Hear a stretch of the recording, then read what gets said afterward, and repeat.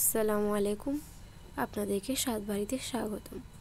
আজকের রেসিপি হলো sugar cake, যেটার জন্য আমি একটা বাটিতে 2টি ডিম নিয়ে নিয়েছি। আপনারা চাইলে 3টি ডিমও নিতে পারেন। এবার ডিমের সাদা অংশ থেকে কুসুমটিকে আলাদা করে অন্য একটি বাটিতে রেখে দিব। এবার আস্তে আস্তে সাদা অংশটিকে হ্যান্ড বিটার দিয়ে বা ইলেকট্রিক বিটার দিয়ে ফেটে থাকবো যতক্ষণ না ফোমে পরিণত হয়।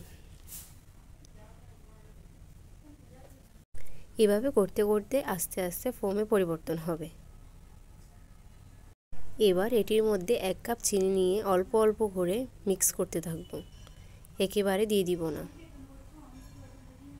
এভাবে অল্প অল্প সব চিনিগুলো দিয়ে মিক্স করতে থাকব, যাতে একটি আরও সুন্দর ফোম তৈরি হয়।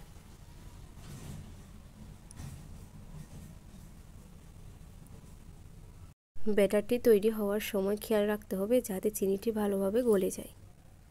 এভাবে আস্তে আস্তে সাদা অংশের ব্যাটারটি তৈরি হয়ে এসেছে। এবার যে কুসুমগুলো আলাদা করে রেখেছিলাম সেগুলো দিয়ে দিব। কুসুমটি আস্তে আস্তে মিক্স করে নেব। এবার ব্যাটারটি তৈরি হয়ে গেলে এর মধ্যে 1 কাপ পরিমাণ ময়দা দিয়ে দিব।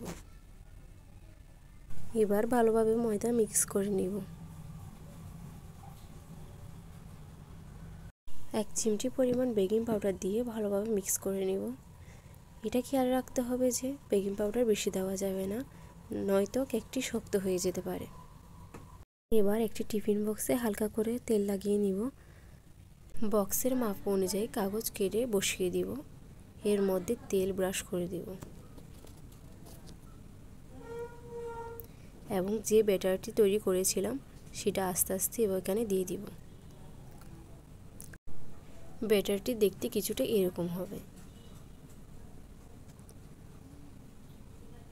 এবার চামচ দিয়ে ব্যাটারটি ভালোভাবে মিক্স করে নিব, যাতে নিচে ভালোভাবে বসে যায়। যাদের ওভেন নেই তারা এভাবে চুলায় দিতে পারেন। চুলার আঁচটি লো করে 40 মিনিটের জন্য রেখে দিব। 40 মিনিট পর আমাদের কেকটি রেডি। আল্লাহ হাফেজ।